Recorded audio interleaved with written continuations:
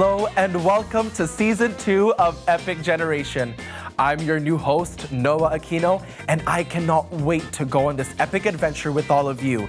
Whether you are a new viewer or back with us again this season, we are so happy to have you and thank you for joining us. Now, have you ever dreamt of what you wanted to be when you grow up? Ever thought of volunteering your community and gaining opportunities? Have you ever had the opportunity to go on board a big ship? Well, today you have the chance to explore all those themes and more in this episode. So sit back, relax, and let's go on an epic adventure.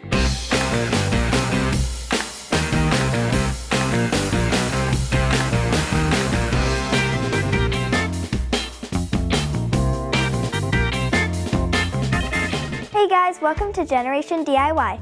My name is Tia, and today I'm going to be showing you how to make your own dream catcher. Today we are going to make a mini one though. It is very simple. All you need is a small little ring. You will need some feathers, some thread, but I prefer this bracelet cord because I find it knots better. You will also need some scissors and some glue. To start, you're going to want to take some of your thread or bracelet cord, cut about the length that you want, and then you're going to want to just do a simple knot. The knot I'm talking about is like the first knot you do when you're tying your shoelaces. Now, to start the weaving pattern, make a little loop and then turn it over and go through that loop and bring all the string through like that. Then you're going to want to do it about 10 more times.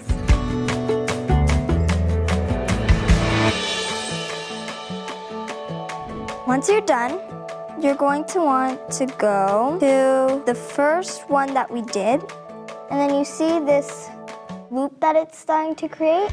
So we're going to put this loop we created here through here and pull the rest of the string. And that's going to create this little weaving pattern we have. So you're going to want to continue with that with the rest of them. And also, this happens a lot. When you see these two doubled up ones, it's actually a loop. So you want to open it up so you can find that loop.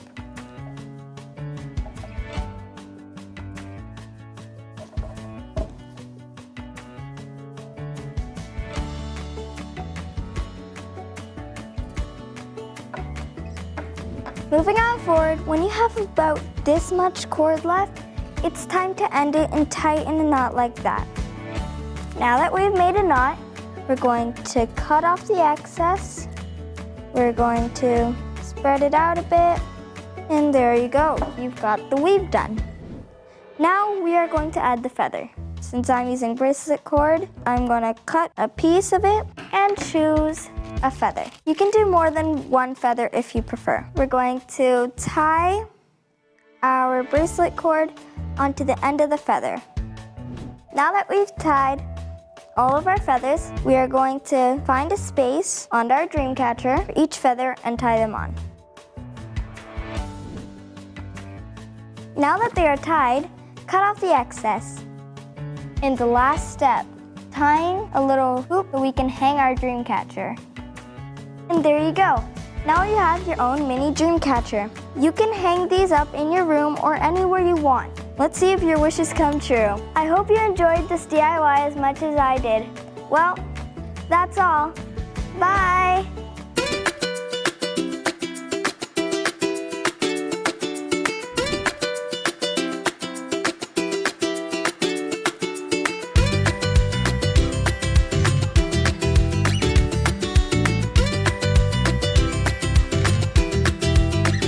I'm Sergeant Andrea Downey. I'm a recruiter for the Canadian Armed Forces, so my role is to go and speak to communities, high schools, colleges about all the careers that we have within the Canadian Forces. So we have careers that are in the Army, the Royal Canadian Navy, and the Royal Canadian Air Force. Eligibility to join is between the ages of 16 if you're a full-time student, all the way up until the age of 57 because we get the eligibility to retire at 60. You also have to have at least a grade 10 education. Now, pulling again toward the thumb. You see how his hand twisted? Wrist being very weak.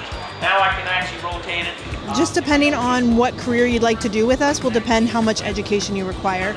So again, basic eligibility is grade 10, but if you want to be an officer, like the captain of the ship here today, you have to have a university degree. So each job that we have, and we have over 100 of them, each one has a specific education standard or entry standard that you require to have. We have the primary reserves, which is the part-time military. We have that in the Air Force, the Army, and the Navy as well. And then you have your full-time military. So depending on what type of career you want to get into will depend where you may be posted within your career. So if you join the Navy, so like the St. John's like you're on right now, they're posted out in Halifax, and then we have other naval base out in British Columbia. The Army is in Alberta, here in Ontario, in Quebec for Valcartier, training establishments, other locations as well. And then we have the Air Force Wings, which is all the way across Canada as well.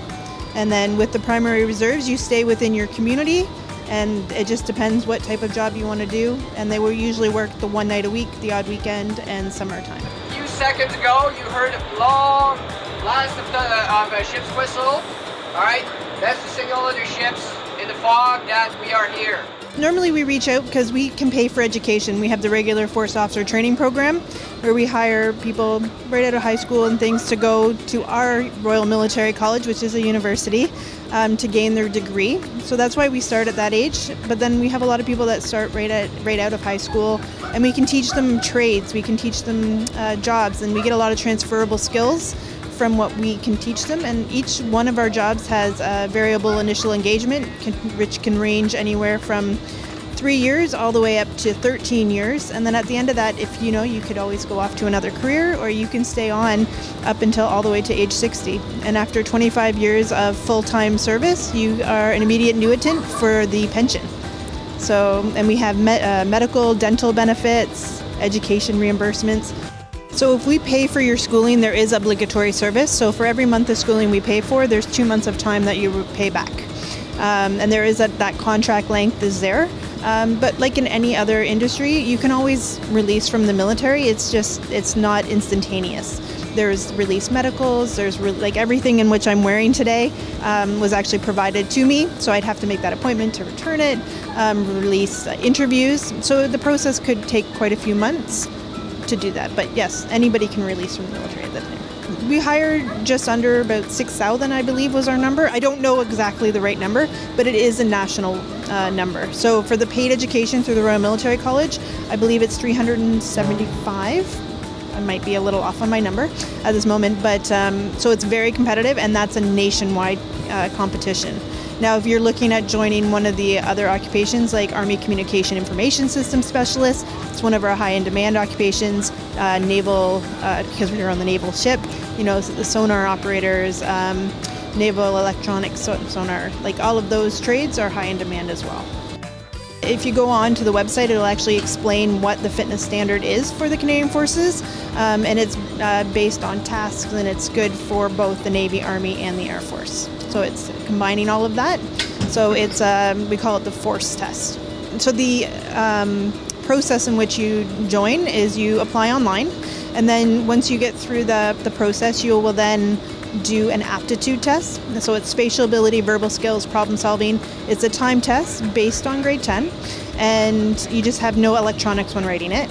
And then you'll do a trait self-descriptive test. And then if you're successful on that for the trade that you wanted to go for, then we'll have you come back again and do a medical, hearing, vision, range of motion, past medical history, things like that. We'll do an interview based on the job that you want to do for us. And then we'll do a criminal reference background credit check, and then you're put into competition where you're competing for that job that you wanted to do for us nationwide.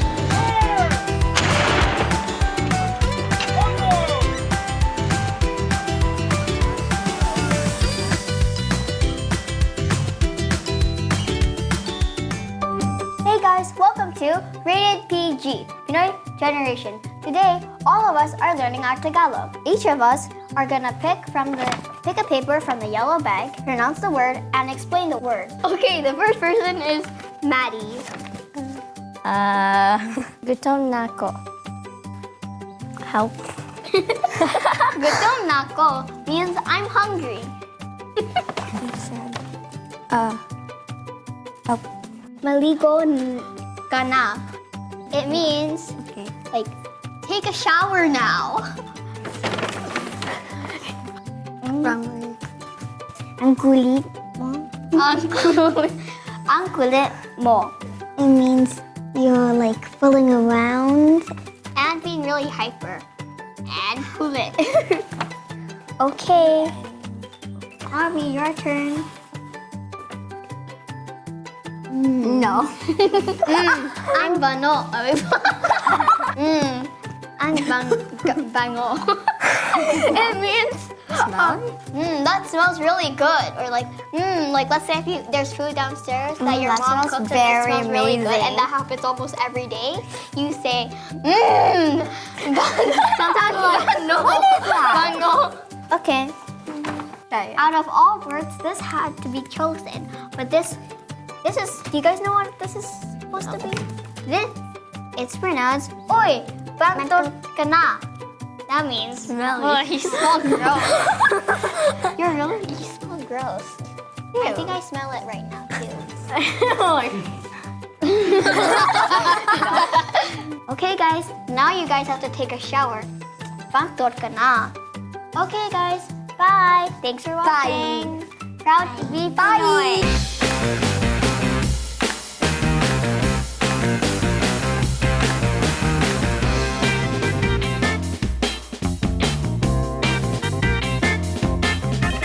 Hey guys, thank you so much for inviting me here at Get Inspired. I'm Noah. I'm a fourth-year student at the University of Ottawa, and I'm going to talk to you about being involved in your community and exploring different opportunities as well. Now, I've had the privilege of working at the CN Tower. I worked different jobs in Ottawa, and I've also worked with City Sightseeing Toronto as well. But I could not have done those things without my past, really, without the things leading up to where I am today. Now, the way I got here, basically, is by getting involved in my community. Now, you guys are what? 13, 16 years old, 12, 15, see, that's basically when I started getting involved in my community. I was very involved in my church. I would volunteer with the youth group, but also I would volunteer with the town of Ajax as well. Now, some of you are in high school, if not mistaken, so you are trying to get those 40 hours worth of community service. And I think that is essential. And now looking back, I was like, why did we have these service hours? It doesn't make sense to me. But throughout the process and looking back now, I understand why we have them. You know, it really opens so many more doors once you're involved in your community. You make these connections with so many people around the town that you'll get to know more people. So if you need anything from anyone, or if you want to help out a friend or what have you, then you know you'll have someone to go back to and ask. And also, you create a little family with the community that you're being involved in, especially in the church. And I did when I volunteered with the town of Ajax. One of my greatest highlights was volunteering during the 2015 Pan Am Games. And of course, I don't know if you know, but Ajax hosted the baseball event. So I got to know a lot of the volunteers with the town and people that work for the town of Ajax as well. So I do see them quite often, and it's always fun to go back and visit them every now and then. It's definitely going out of your comfort zone, stepping out of the box, right? I wouldn't have had these opportunities if I hadn't done so. So, taking the courage, hey, can I volunteer here? Or, speaking to my youth minister and being, hey, I want to get more involved, even though I wasn't 100% sure. But if I didn't do that, then I wouldn't have had the opportunity to apply for the jobs that I have today. So that being said, thank you so much for taking the time to listen to my story. Do you guys have any questions? Actually, I have a question. So my question is, what helped you step out of your comfort zone? Great question. So what helped me step out of my comfort zone was knowing the fact that I had a support system behind me. When I was, applying to all the different volunteer opportunities, when I was applying to get involved in my community, I knew that I had my family and my friends to support me through my journey during high school and even until today, thankfully. So that was a big help for getting out of the comfort zone, for sure. Which activity did you have most fun doing that you did? Okay. There's a few, but definitely one of the highlights was when I appeared on breakfast television on City TV. I was able to test some of their products live on air from Shoppers Drug Mart, and they allowed me to do the weather too, which was a lot of fun, thankfully. Which was the hardest experience you've ever had? The hardest experience I've ever had. That's a really good question. I think it's a mix of both the most fun and the hardest, because I put myself out there to go study abroad in Australia. I was there for 5 months, so it was a lot of fun. I got to meet a whole wide range of people, but it was really, really hard because I was in a whole different country, a whole other part of the world, away from my family and my friends for that amount of time. So that was definitely really hard, but thanks to technology, thanks to FaceTime and whatnot, I was able to keep connected with my family and friends. So how did you find out about different volunteer opportunities? Great question. So I would definitely ask my classmates, I would ask my friends how they would get involved, what they've done so far. Also, I'd reflect and think about what my passion is, what I enjoy doing, and look for different opportunities there as well. So I enjoyed being with people, so I looked to the town of Ajax to volunteer with them. Also, I love being involved in my church, so I asked my youth minister if I could be involved, or I asked my priest as well if I could be involved in some way. So there are different opportunities. Also, you can not only be involved with the town of with your local town or community, not only with your church or religious community, but also with the nursing homes, with just general family and friends as well. So there are different outlets that you can go to and find those different opportunities to get involved in your community. All right, now I have a question for all of you. What was one thing you took away from today? Stepping out of the comfort zone. Thank God, yes, stepping out of your comfort zone. Yeah, so it is really important. If I didn't put myself out there, if I didn't initiate these conversations or initiate, the going out of my community, then I would not have had the opportunities that I have today. So I highly encourage you to step out of your comfort zone and to take the extra step, and hopefully you will make those connections and you too will get inspired. Thank you. That being said, thank you so much for inviting me here once again to get inspired, and we'll see you all very shortly.